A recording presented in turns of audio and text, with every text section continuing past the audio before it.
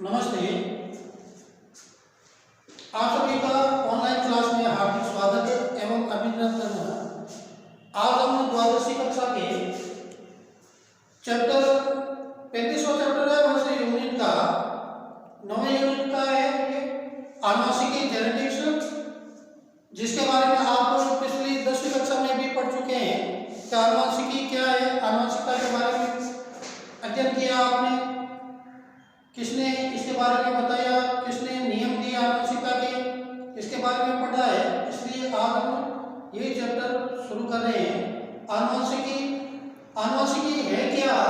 आनुवंशिकी विज्ञान की एक शाखा है, अर्थात जीव विज्ञान की वह शाखा जिसमें आनुवंशिकता तथा सजीवों में होने वाले विभिन्न कारकों और उनको प्रभावित करने वाले प्रभावों का अध्ययन किया जाता है। आनुवंशिकी कहलाती है। आनुवंशिकता के अंदर एक पीढ़ी से दूसरी पीढ़ी में आनुवंशिक लक्षणों की वंशागति का अध्ययन किया जाता है। इंग्लिश में जेनेटिक्स है। जेनेटिक्स जीन शब्द से बना है। जीन शब्द, सबसे पहले जीन के बारे में मेंडल नहीं बताया था। मेंडल ने जीन के बारे में, लेकिन उसे नाम दिया गया था क्या? कारक नाम। कारक नाम दिया गया कि सजीवों में पाए जाने वाले ऐसे कण हैं या ऐसे भाग हैं जिनके द्वारा आनुवंशिक लक्षण एक पीढ़ी से दूसरी पीढ़ी में संचरित होते हैं। उन कारकों को, उनको मेंडल ने कारक नाम दिया, लेकिन आगे चलकर जॉनसन नामक वैज्ञानिक ने इसे जीन कहा। जीन है क्या? आनुवंशिक की इकाई है, आनुवंशिक लक्षणों की इकाई है। जीन कहाँ पाए जाते हैं? जीन गुणसूत्रों पर पाए जाते हैं। गुणसूत्रों पर किसके बने होते हैं? डीएनए के बने होते हैं। आज आनुवंशिकता के विभिन्न नियम हैं। मेंडल के बारे में, जिसे फादर ऑफ जेनेटिक्स कहा जाता है। पहले मेंडल का जीवन परिचय। मेंडल का जीवन परिचय। तो मेंडल कौन थे? मेंडल ऑस्ट्रिया के थे। ऑस्ट्रिया के वैज्ञानिक थे जिनकी गणित, भौतिकी एवं विज्ञान, वनस्पति विज्ञान तीनों में रुचि थी। इनका जन्म 22 जुलाई 1822 में ऑस्ट्रिया में हुआ। ये एक चर्च में पादरी के रूप में कार्य करते थे और वहाँ एक उद्यान में मटर पादप पर आनुवंशिकता के प्रयोग किए, वंशागति के नियम दिए। 10वीं में भी पढ़ा आपने। मटर का वानस्पतिक नाम क्या है? पायसम सेटाइवम। क्या नाम है? पायसम सेटाइवम।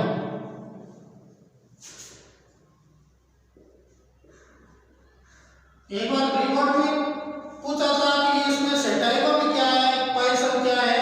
तो पायसम सेटाइवम नामकरण की एक द्विनाम पद्धति है। नामकरण की द्विनाम पद्धति है, जिसमें पहला नाम वंश का लिखा जाता है। पहला नाम वंश का लिखते हैं, दूसरा नाम जाति का लिखते हैं। यह भी बताया कि द्विनाम पद्धति दी किसने? किस वैज्ञानिक द्वारा नामकरण की द्विनाम पद्धति दी गई? वह है कैरोलस लीनियस। Carolus Linnaeus. क्योंकि इतने प्रकार के जीव जंतु हैं तो उनका नामकरण आवश्यक है, पहचानने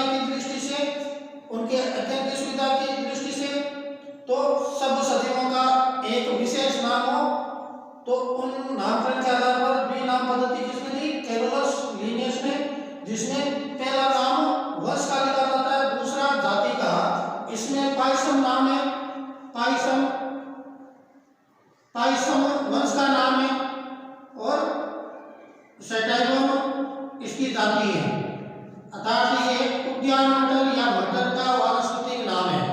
मेंडल ने इसी पादप पर आनुवंशिकता के प्रयोग किए और संकरण प्रयोगों के बारे में भी बताया। अब दूसरी बात आती है कि मेंडल ने मटर के पादप का चयन क्यों किया। मटर के पादप का चयन क्यों किया? पौधे बहुत से थे लेकिन मटर को क्यों चुना?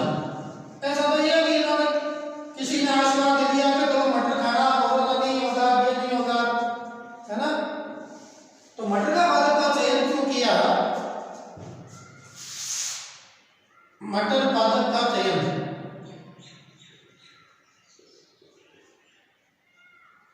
क्यों किया? पहले तो ये वार्षिक पादप है और छोटा साग आता है। छोटे सब्जी वाले पौधे होते हैं वो बहुत छोटे होते हैं। एक वर्षीय साग जिन्हें आसानी से छोटे से कम क्षेत्र में उगाया जा सकता है। इसके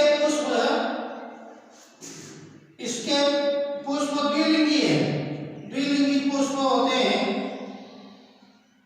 द्विलिंगी पुष्प अर्थात नर जन्मांग वाले भाग मादा जन्मांग वाले भाग एक ही पुष्प में होते हैं। इनका पुष्प बंद होता है तो इसमें स्वपरागण आसानी से होता है। स्वपरागण आसानी से होता है और इसमें अनेक विपर्यासी लक्षण होने के कारण इसी को चुना। विपर्यासी लक्षण जैसे इसमें बीज का रंग कैसा है, बीज की आकृति कैसी है, फली की आकृति कैसी है, फली का रंग कैसा है, पुष्प की स्थिति क्या है, पुष्प का कलर कैसा है, ऐसे अनेक विपर्यासी लक्षण थे।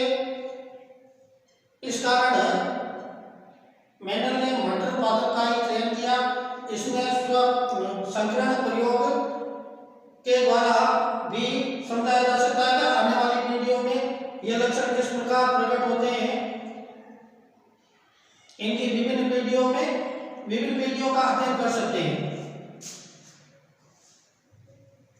अब एक मटर के कौन कौन से लक्षणों को चुना? कई बार एक बार आया था कि मेंडल ने मटर पादप में कितने विपर्यासी लक्षणों को चुना। तो कई बार पादप 7 ही लिखते हैं, 7 नहीं है, 7 जोड़ी विपर्यासी लक्षणों को चुना। 7 जोड़ी विपर्यासी लक्षणों का चयन किया। कितने जोड़ी? 7 जोड़ी विपर्यासी लक्षणों का चयन किया। अब इनको याद रखने के लिए क्रम से जैसे 1 2 3 ये 4 ये 5 6 7। पहला याद रखो आप पादप की लंबाई। पादप लिख दो और तना लिख दो। तने की लंबाई या पादप की लंबाई, ठीक है। पादप की लंबाई फिर ले लो पुष्प। अब ऐसे याद रखो पहले पुष्प लगेगा फिर फली लगेगी, फली के अंदर बीज रहेगा। तो पुष्प 2 बार पुष्प लिख दो, 2 बार फली लिख दो और 2 बार बीज लिख दो। यहां पुष्प की स्थिति यानी किस स्थिति पर पुष्प पादप के किस भाग पर स्थित है, पुष्प का रंग, फली का आकार, फली का रंग, बीज का आकार और बीज का रंग। अब ऐसे याद रख सकते हैं 7 विपर्यासी। एक तो पादप याद रखने की लंबाई, फिर 2 बार पुष्प लिख दो। याद रखने के लिए जैसे पहले पुष्प लगते हैं फिर फली आती है, फली के अंदर बीज होते हैं। तो 2 बार पुष्प लिख दो, 2 बार फली लिख दो, 2 बार बीज लिख दो। कि पुष्प की स्थिति, पुष्प का रंग, फली का आकार, फली का रंग, बीज का आकार, बीज का रंग। कितने लक्षण हो गए? 7 जोड़ी हो गए ये। अब इसमें प्रभावी लक्षण, अप्रभावी लक्षण, प्रभावी व अप्रभावी लक्षण, प्रभावी व अप्रभावी लक्षण। प्रभावी लक्षण इसमें पादप की लंबाई अर्थात पादप लंबा है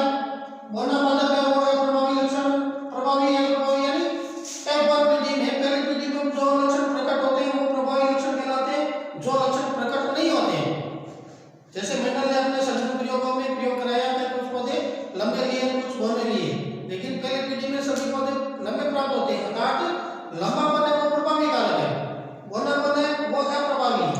इसी प्रकार पुष्प की स्थिति अक्षीय और अग्रस्त,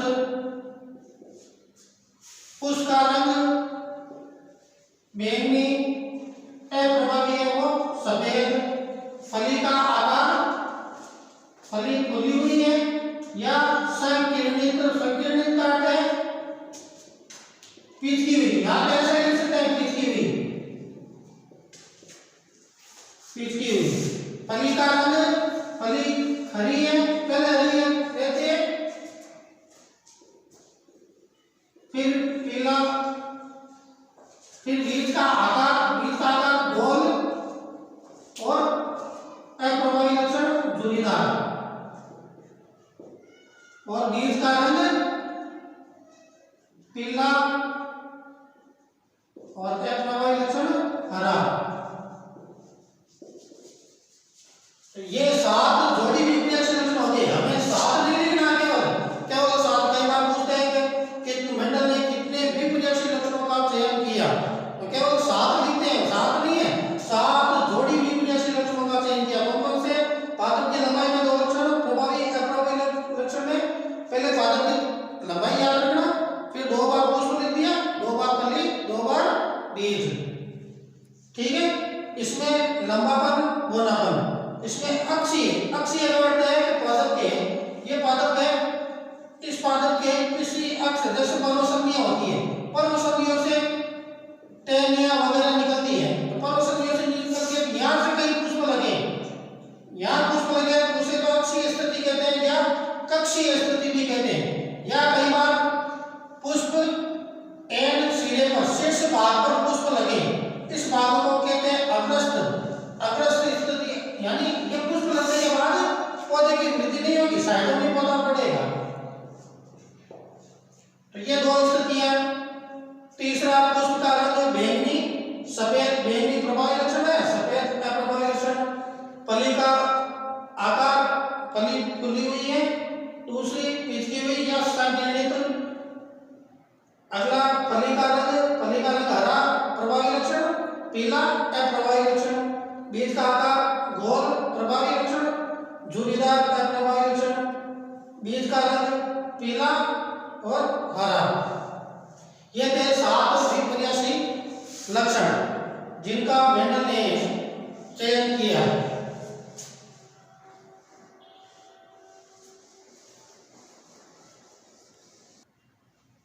आनुवंशिकी के बारे में सबसे पहले मेंडल ने बताया था, जिनका पूरा नाम क्या था?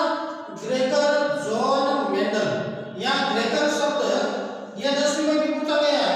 ग्रेगर क्या है? ग्रेगर उपाधि है, तर्ज में पादरी के रूप में थे, वहां उपाधि दी गई थी इन्हें। तो ग्रेगर जॉन मेंडल जन्म का कब हुआ? 22 जुलाई 1822 और 1884 तक इनका जीवन काल रहा है। इन्होंने जब आनुवंशिकता के बारे में बताया कि आनुवंशिक लक्षण एक पीढ़ी से दूसरी पीढ़ी में संस्कृत होते हैं, जब इन्होंने लोगों को बताया तो किसी ने विश्वास नहीं किया। कैसा नहीं होता कि माता पिता के लक्षण है आगे पीढ़ी में संस्कृत हो जाते हैं, ऐसा नहीं है। लेकिन इनकी मृत्यु के लगभग 16 साल बाद यानी 1900 में, 84 में इनकी मृत्यु हुई। सन 1900 में इन्होंने जो आनुवंशिकता के नियम दिए उन्हें तो कहते हैं मेंडलवाद, अर्थात वंशावृद्धि के बारे में बताया, इन्हें मेंडलवाद कहते हैं, ठीक है। फिर इनके प्रयोगों पर पुनर्खोज की कि इनकी मृत्यु के लगभग 16 साल बाद सन 1900 में 3 वैज्ञानिक थे। एक था ह्यूगो डी ब्रीज, एक कार्ल कोरेंस, एक एरिक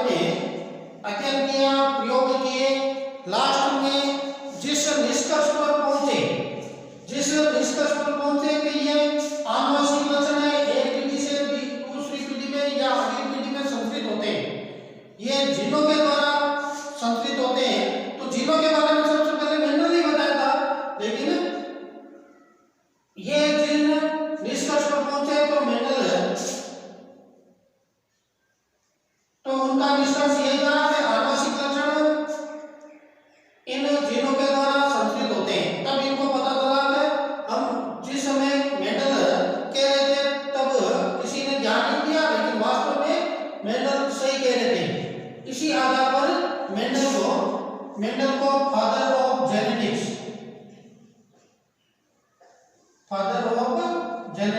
कहा जाता है, यानी आनुवंशिकी का पिता, आनुवंशिकी का पिता।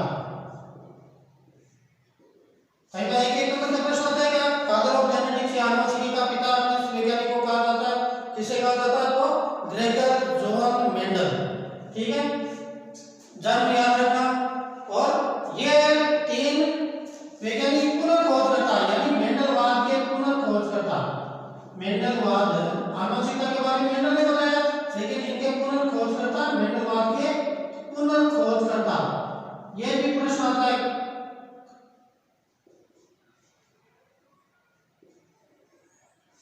क्या मेंडलवाद के पुनर्खोजकर्ताओं के नाम किए सन 1900 में। इनके प्रयोग के लिए मेंडल ने प्रयोग किया था 1865 में प्रयोग किया, संकरण प्रयोग, आनुवंशिकता पर ये प्रयोग किए, और 66 में ये प्रकाशित हुए। तो लगभग 34 वर्ष बाद, प्रयोग के 34 वर्ष बाद या मृत्यु के 16 वर्ष बाद, लगभग 16 वर्ष बाद 3 अलग-अलग वैज्ञानिकों ने एक साथ आनुवंशिकता पर प्रयोग किए। तीनों के नाम क्या थे, हॉलैंड के ह्यूगो डी व्रीज, ऑस्ट्रिया के एरिक वॉन शेरमैक और जर्मनी के कार्ल कोरेंस। ठीक है,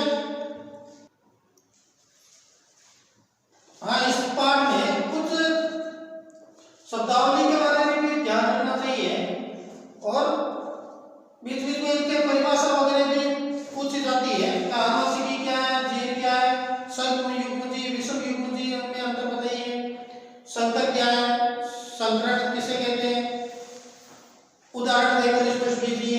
एक संकर संकरण क्या है, द्विसंकर संकरण क्या है, त्रिसंकरण क्या है, बहुसंकरण क्या है, परीक्षण संकरण यानी टेस्ट क्रॉस, बाह्य संकरण, पश्च संकरण यानी भेद क्रॉस, या संकर पूर्वज संकरण। तो इनके बारे में, आनुवंशिकी के बारे में, आनुवंशिकी की परिभाषा बताइए आपको। जीन आनुवंशिकता की इकाई है। आनुवंशिक, ये आनुवंशिकी एक इकाई है। समयुग्मजीव, जब एक ही युग्म विकल्पी के दोनों जीन, एक ही युग्म विकल्पी के दोनों जीन समान हो, जैसे मेंडल ने जो लिए थे कैपिटल टी, स्मॉल टी, ये दोनों समान है, तब तो है समयुग्मजीव। जब एक कैपिटल है एक स्मॉल है, तब इसे विषम युग्मजीव कहते हैं। संकर का अर्थ क्या, जब 2 विपर्यासी लक्षणों वाले, यानी 2 विपर्यासी लक्षणों वाले जनकों के मध्य, जैसे ये जनक है, ये जनक, ठीक है, 2 विपर्यासी लक्षणों वाले जनकों के मध्य क्रॉस करवाते हैं, अर्थात निषेचन करवाते हैं। निषेचन करवाने के बाद जो संतति प्राप्त होती है, उस संतति को कहते हैं संकर। और इस क्रॉस कराने की या संकरण कराने की, क्रॉस कराने की प्रक्रिया को संकरण कहते हैं। इस प्रक्रिया को कहते हैं संकरण। इंग्लिश में नाम इसका हाइब्रिडाइजेशन। कई बार मार्केट में जाते हैं ना, बीज लाते हैं, हाइब्रिड बीज यानी संकर बीज। तो संकरण समझ में आ गया कि 2 विपर्यासी लक्षणों वाले जनकों के मध्य क्रॉस करवाने पर जो संतति प्राप्त होती है, उस संतति को तो कहते हैं संकर, और इस प्रक्रिया को कहते हैं संकरण।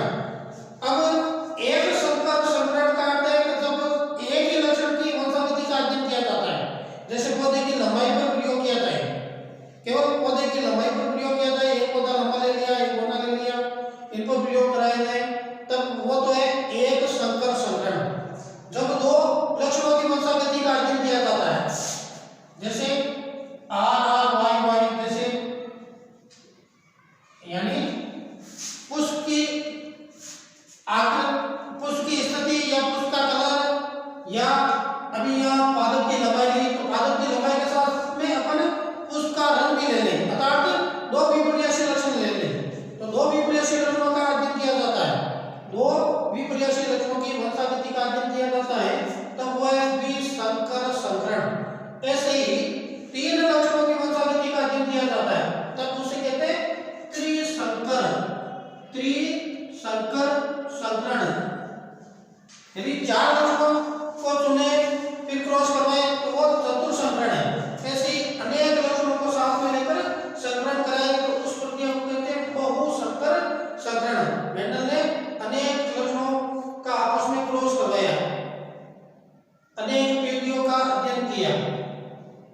हैं परीक्षण संकरण अर्थात टेस्ट क्रॉस।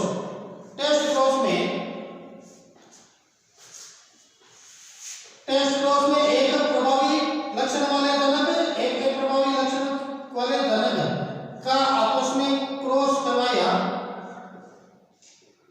इनका क्रॉस करवाने पर देखो कैपिटल टी स्मॉल टी ये संततियां प्राप्त होती हैं। Capital T small T, capital T small T, capital T small T अर्थात सभी पौधे कैसे प्राप्त हुए? लंबे। यह सम युग्मजी है, विषम युग्मजी, विषम युग्मजी अर्थात हम लिखेंगे सभी पौधे विषम युग्मजी प्राप्त होते हैं। विषम युग्मजी लंबे, विषम युग्मजी लंबे प्राप्त होते हैं। अब ये तो क्रॉस हो गया अर्थात संकरण है, एक संकर संकरण है। ठीक है, हमें समझना है कि परीक्षण संकरण अर्थात टेस्ट क्रॉस। परीक्षण संकरण यानी दो विपरीयाशी लक्षणों वाले तत्वों के मध्य क्रॉस कराने पर जो संततियां प्राप्त होती हैं जिसे संकर कहते हैं। इन संततियों का क्रॉस इसी के अप्रभावी जनक अर्थात ये अप्रभावी है। अप्रभावी यानी ये बोनापन है वो F1 पीढ़ी में, ये F1 पीढ़ी है, फिजिकल F1 पीढ़ी, प्रथम पीढ़ी। F1 पीढ़ी में प्रकट नहीं होते बोनापन के लक्षण है। बोना पौधे कोई भी प्रकट नहीं होता, सभी पौधे कैसे लंबे हैं अर्थात बोनापन है वो अप्रभावी लक्षण है। तो परीक्षण संकरण में अर्थात टेस्ट क्रॉस में इन संततियों का F1 पीढ़ी में प्राप्त संततियों का क्रॉस उसी के अप्रभावी जनकों के साथ कराएं तो उस संकरण को हम कहते हैं परीक्षण संकरण। बाह्य संकरण में क्या होता है? बाह्य संकरण में कि इन संततियों का क्रॉस प्रभावी जनकों के साथ कराएं, प्रभावी जनकों के साथ कराएं। ये प्रभावी जनक है, प्रभावी लक्षण वाले जनक, प्रभावी लक्षण वाले जनक इन संततियों का क्रॉस प्रभावी जनकों के साथ कराएं तब तो वो बाह्य संकरण। और जब अप्रभावी जनकों के साथ कराएं तब वो परीक्षण संकरण। अब एक पश्च संकरण, एक और नाम है इसका संकर पूर्वज संकरण। संकर पूर्वज संकरण इसमें क्या होता है कि F1 पीढ़ी में जो प्राप्त जो संततियां होती हैं उन संततियों का क्रॉस प्रभावी या अप्रभावी दोनों में से किसी के भी साथ क्रॉस करा सकते हैं। क्रॉस कराकर जो संततियां प्राप्त होती हैं, दो संकरण की प्रक्रिया वो संकर पूर्वज संकरण या पश्च संकरण कहलाता है। तो इन तीनों में कंफ्यूज हो जाते हैं कई बार। टेस्ट क्रॉस क्या है? तो टेस्ट क्रॉस भी ये ध्यान रखना कि F1 पीढ़ी में जो प्राप्त होती है संतति उसका क्रॉस कराना किसके? अप्रभावी जनकों के साथ। दूसरा बाह्य संकरण, F1 पीढ़ी में प्राप्त इन संततियों का क्रॉस कर दो, निषेचन कर दो, संकरण कर दो, इनका क्रॉस करा दें किनके साथ? प्रभावी जनकों के साथ। तीसरा पश्च संकरण, F1 पीढ़ी में प्राप्त संततियों का क्रॉस प्रभावी या अप्रभावी दोनों ही जनकों में से किसी के भी साथ करवा सकते हैं। तो ऐसे छोटे-छोटे परिभाषिक शब्दावलियां पूछी जा सकती है, इनमें अंतर पूछे जा सकते हैं। जैसे संकर संकरण को स्पष्ट कीजिए, है ना? युग्म विकल्प क्या है? जीन प्ररूप, एक और जीन प्ररूप, एक जीन प्ररूप पूछते हैं, एक बार जीन प्ररूप, एक लक्षण प्ररूप। लक्षण प्ररूप यानी पौधे की बाह्य लक्षणों के आधार पर पता लगा सकते हैं कि पौधा लंबा है या बौना है। लक्षण प्ररूप और जीन प्ररूप में जिन्हीं संरचनाओं का पता लगाया जाता है, अध्ययन किया जाता है। जीन प्ररूप तो इसमें F1 कई बार इनके अनुपात पूछते हैं कि F1 पीढ़ी जैसे इनका क्रॉस करवाया तो इनका लक्षण प्ररूप अनुपात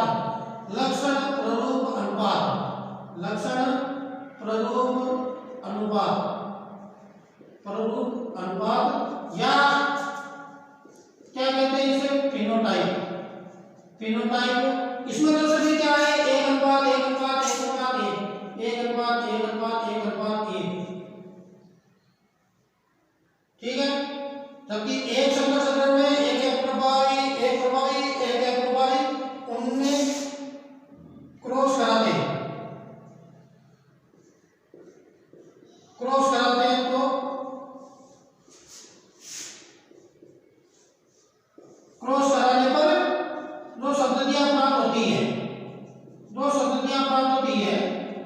उनका लक्षण प्ररूप अनुपात जीन प्ररूप अनुपात। इसमें देखो लक्षण प्ररूप अनुपात अर्थात दिखने में तीन पौधे कैसे हैं, लंबे हैं, तीन पौधे लंबे, एक पौधा शुद्ध बौना है, एक शुद्ध लंबा, दो अशुद्ध लंबे, एक शुद्ध बौना।